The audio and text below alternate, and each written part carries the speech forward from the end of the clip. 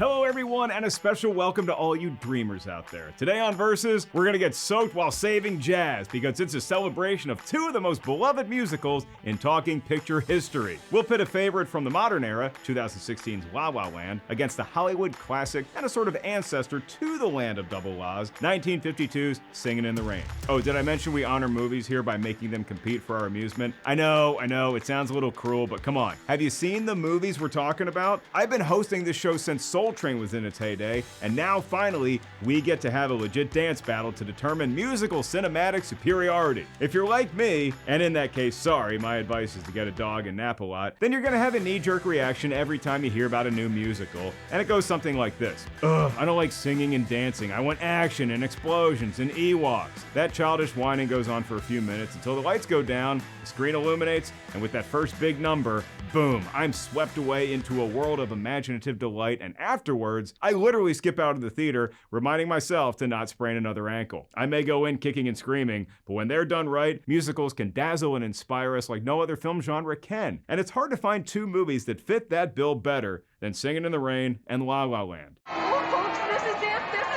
In one corner, it's the 1952 legendary Talkie, starring Gene Kelly and Debbie Reynolds, that was so inspiring, it's now every dude's go-to move after a first date and a few drinks to swing around on a lamppost, even if we're not quite as graceful in doing so as Mr. Kelly. In the other corner, it's La La Land, an awards darling in 2016 that was so effervescent, LA drivers didn't seem to mind a freeway off-ramp being shut down for a whole weekend. It'll be my job as judge, jury, and Judy of this show to somehow figure out which motion picture is the jauntiest of them all. Here's how we'll determine a winner. Round 1, box office. Round 2, Tomatometer / audience score.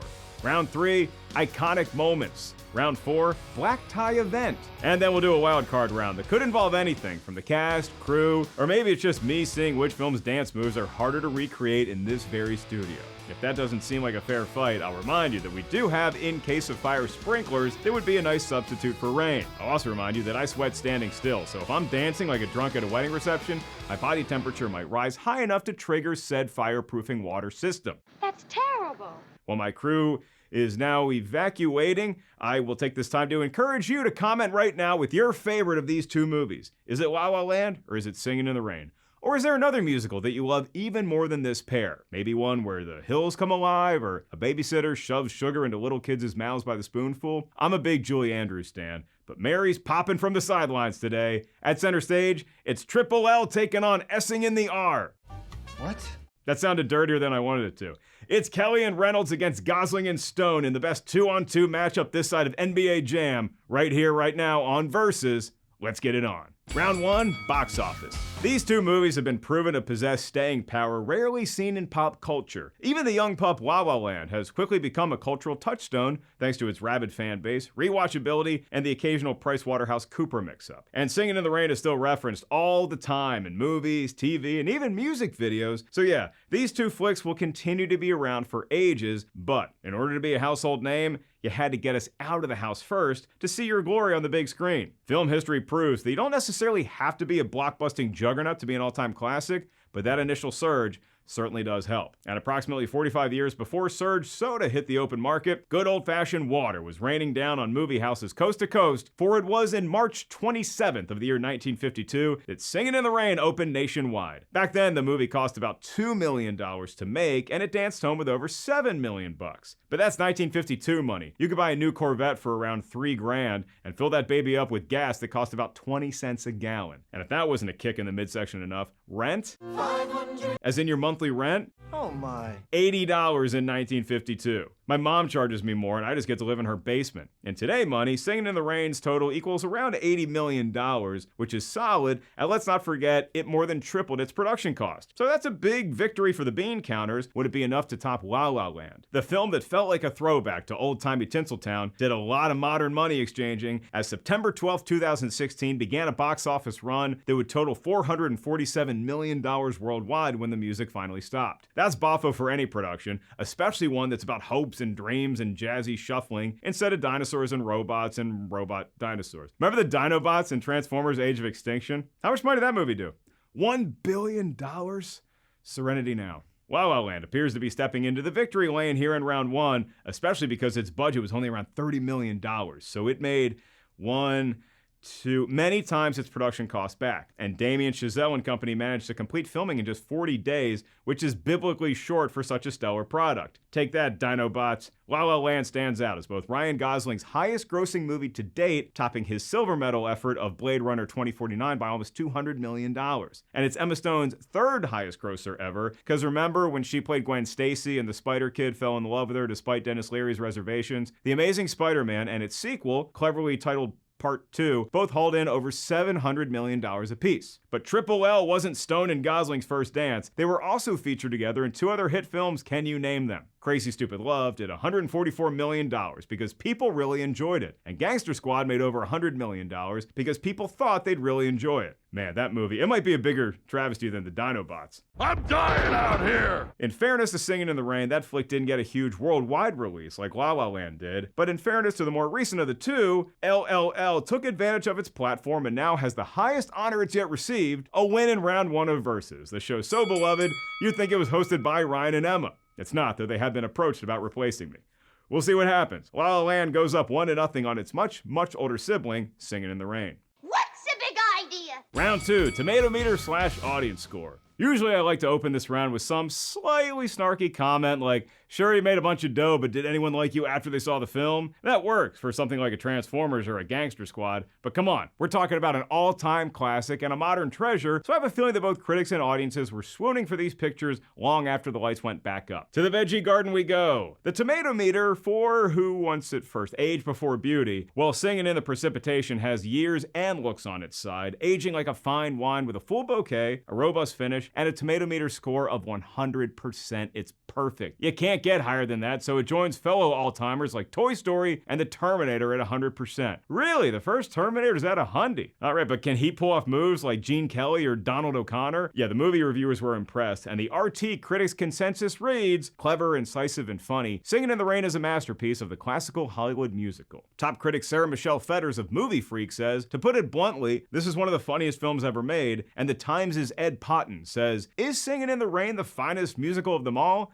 There are none better in my book. Well, that's stupendous. Thanks. Lots of praise being heaped upon Singin' in the Rain, and with good cause, but how did the audience feel about it? I can't even fake building suspense here. They love it too, 95% on the audience score metric. That 100% TM score obviously tops the filmography for both stars Gene Kelly and Debbie Reynolds, and for Kelly, it's tied with fellow 100%ers Summer Stock and For Me and My Gal, both of which featured Gene opposite star Judy Garland. As for Debbie, she's another 100% flick as well, Divorce American style from 1967. And in addition to having a pretty talented kid named Carrie, Reynolds had been more recently seen in fresh films like the hilarious Mother, the Albert Brooks one, not the Aronofsky experiment.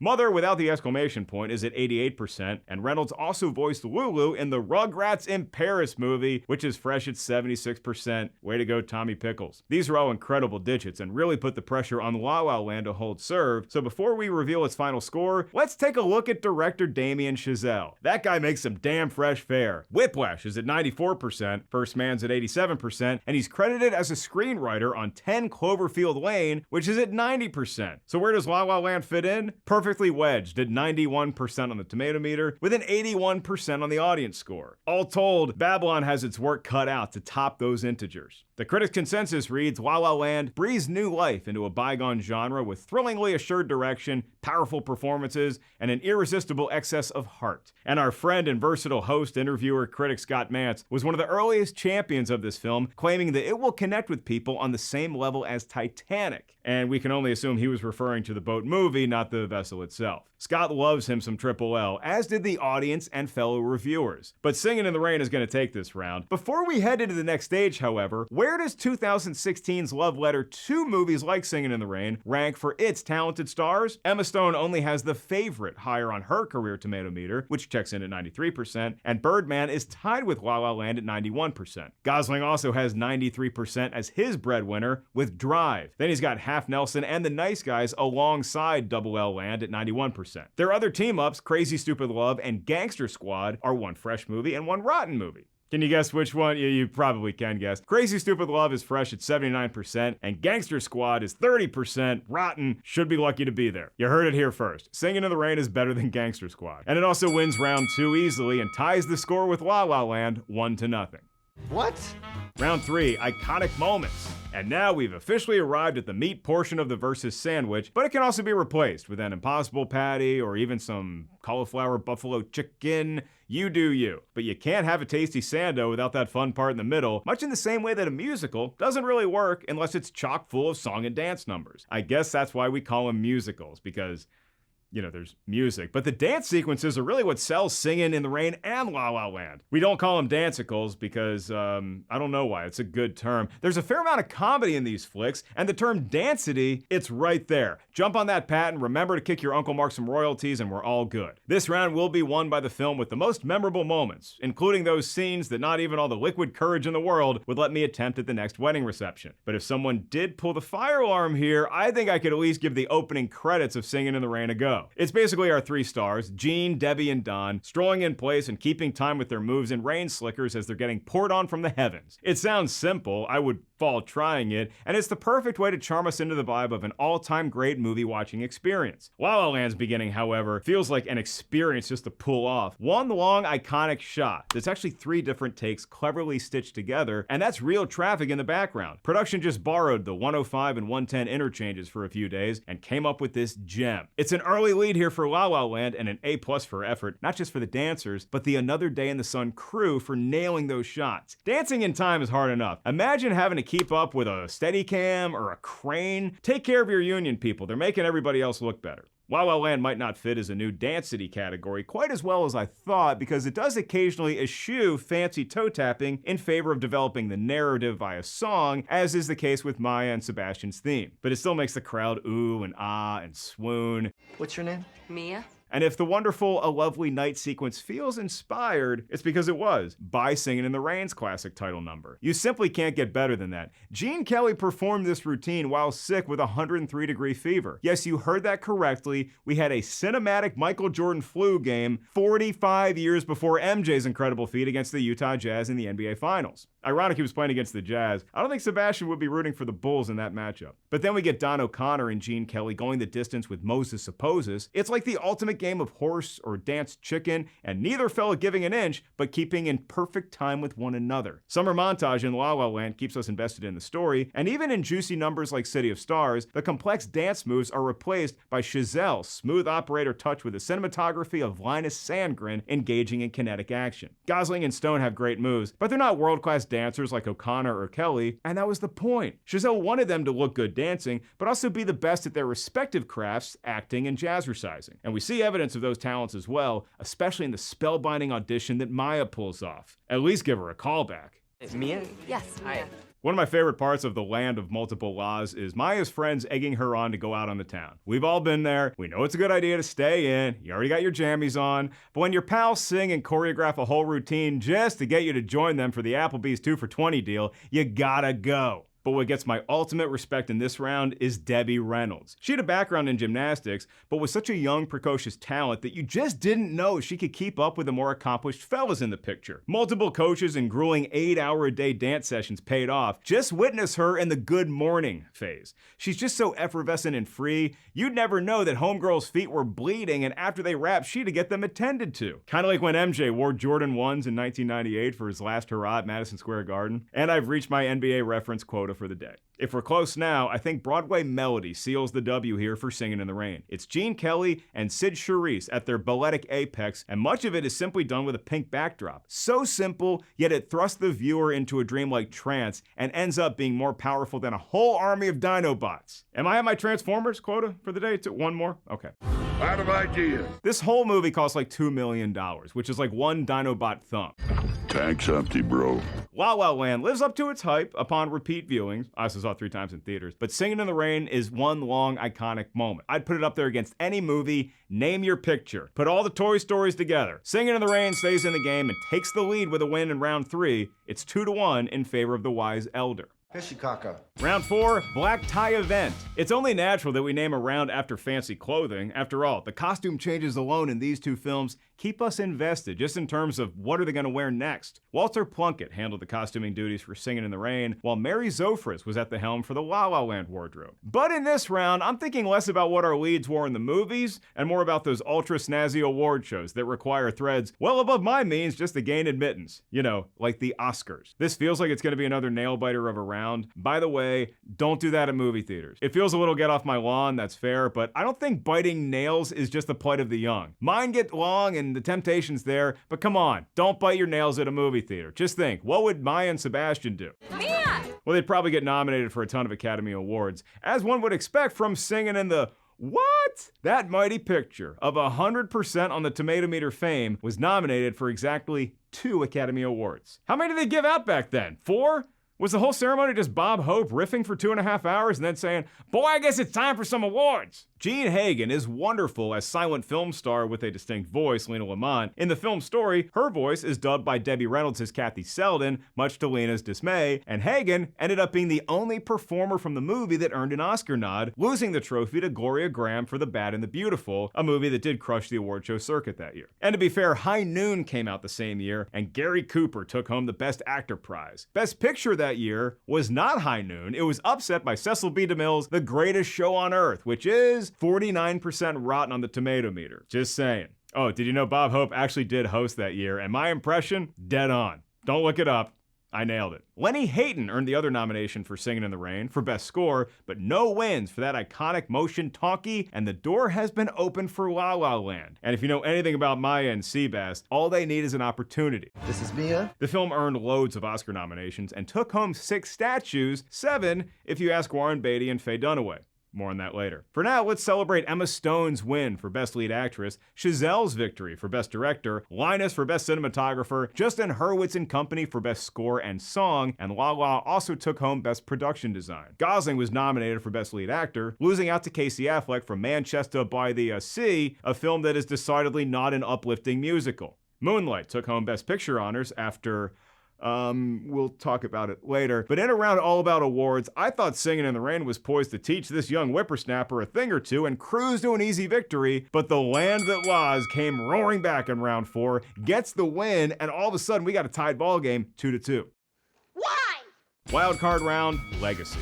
It all comes down to this after a sterling comeback from the feisty upstart La La Land. Is there any world in which a film from 2016 could possibly have forged a lasting impression in our collective consciousness that would approach the reverence we all have for Singin' in the Rain? After all, Rain has been around since my dad was a baby, and in that time it's become known as one of the greatest musicals ever and one of the finest films in history, regardless of genre. But if we're talking legacy, La La Land does have a case it can put forth. So you remember how Singin' in the Rain didn't do all that much at the Oscars? Well, its descendant sure did, and I'm not just talking about the awards it won. One of the biggest kerfluffles in Academy history happened that night when Warren and Faye announced the winner for Best Picture was La La Land. The crowd goes wild, people hug, Scott Mance runs through the streets of LA like Ebenezer Scrooge waking up a new man on Christmas morning. But on his way to buy the fattest goose at the Forum, a funny thing happened. A producer noticed that the card did not say La La Land, it was actually reading Moonlight.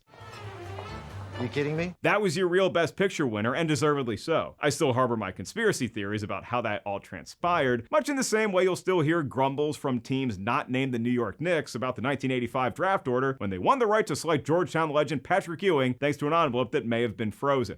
Oh right, I already hit my NBA quota for the day. Google frozen envelope. It's a fun rabbit hole. Look, the Oscars had declining ratings. Everyone loves a spectacle. It's on the same network that does reality TV like The Bachelor. Was tomfoolery afoot? Maybe not, but for me, the legacy of that Oscars night, especially in the context of more recent Academy ceremonies, is the sportsmanship displayed by everyone involved. The La La Land folk recognized the air, cleared it up on stage in the moment, giving Moonlight its opportunity, and Moonlight graciously accepted and for a time shared the stage with the people who thought they won. It was a nice moment in the eye of a confusion storm. La La Land also proved that musicals are as timeless at the box office as they are in our hearts. When done well, these These puppies can still pack theaters for months on end, not with superheroes or lightsabers or Dinobots, but simply with song, dance, and a little tenderness. I also love that Damien Chazelle chose Ryan Gosling and Emma Stone because they weren't professional dancers. They had some game, to be sure, but that could have been any one of us. They weren't Gene or Don or Fred Astaire, which leads me to a part of Singin' in the Rain's legacy. Debbie Reynolds worked tirelessly to keep up with her scene partners, so much so that she exhausted herself multiple times and at one point felt so hopeless about mastering a routine that she laid her tired body under a piano and wept, thinking nobody was there. Who happened to be walking by? Fred frickin' Astaire. The dance legend asked her why so blue, and right there on the spot, he cheered her up and gave her a free dance lesson. Reynolds got back in the game and the rest is history. During rain delays at Pittsburgh Pirates PNC Baseball Park, they play the Rain song sequence performed by Gene Kelly, one of that town's all-time favorite sons. But more so than any yarn or factoid or even scene in the film, Singin' in the Rain has earned its status among Hollywood royalty because of the way it makes us feel. Light, happy, airy, like the world is new and full of possibilities. Even when it's pouring outside, we can sing through it because of what's inside of us. At the end of the day, the music in our ears and the movement on screen belies the efforts put forth by the cast and crew. I can't tell that Debbie Reynolds just learned some of these steps, or that Gene Kelly is having a sick game in dance shoes instead of Air Jordans. La La Land has a similar way of encouraging us to pursue our passions, even at the expense of a love that could have blossomed. But for Singin' in the Rain to still be relevant at all, much less an influential force to films like La La Land in the modern era, is just too much legacy to ignore. Triple L ain't going away anytime soon, but Singin' in the Rain has already etched a permanent place in Tinseltown lore and in our hearts. The Elder takes the win in the wildcard round and thus gets the victory over a very game opponent. We screen actors aren't much good at speaking in public, so we'll just act out our thanks. Hey, at least I didn't do the Oscars misdirect of declaring La La the winner and then correcting myself as I signed off. We've all been through enough. And if you feel like you've been through enough this week, or this month, or even this life, toss on either Singin' in the Rain or La La Land, and it's a time-tested remedy that will have you back tapping your toe in rhythm in no time flat. Thanks for watching this episode of Versus. What's your favorite musical of all time? Hit me up, Mark Ellis Live, and hit us up at Rotten Tomatoes. As always, thanks for tuning in. I'm your host, Mark Ellis, and I'm gonna go find a lamppost to hug. Is that how they... I'll work on it.